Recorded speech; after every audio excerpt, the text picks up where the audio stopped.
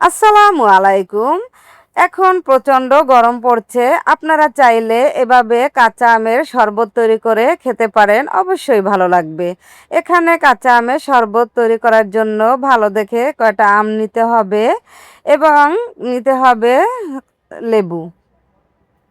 আমি এই আমগুলো ধুয়ে কেটে পরিষ্কার করে এখানে কিউব করে কেটে এনেছি। আর নিয়েছি আমি আমার পরিমাণ মতো পুদিনা পাতা। এখানে আমি পুদিনা পাতাটা দিয়ে দিচ্ছি আর ধনিয়া পাতা নিচ্ছি এখানে।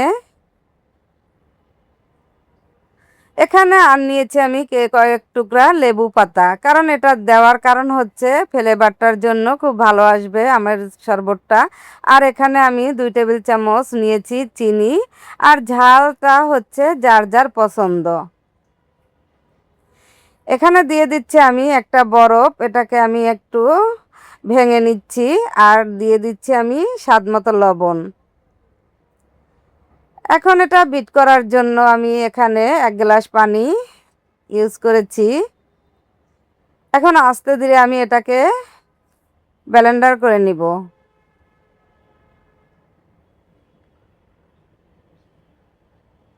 এটা আস্তে ধীরে ধীরে সুন্দর করে ব্লেন্ডার করে নিতে হবে, কারণ আমি এখানে বরফ দিয়েছি। আপনারা যদি বরফ না দেন তাহলে দেখা যায় ঠান্ডা পানি দিয়েও আপনারা এই শরবতটা তৈরি করে নিতে পারবেন।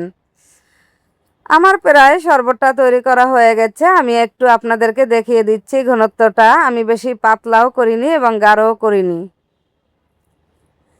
যখন শরবতটা তৈরি করা হয়ে যাবে তখন এই লেবুর রসটা আপনারা দিয়ে দিবেন, কারণ এটা দিলে দেখা যায় একটা ভালো একটা ফ্লেভার আসে এবং খেতে কিন্তু বেশ ভালো লাগবে।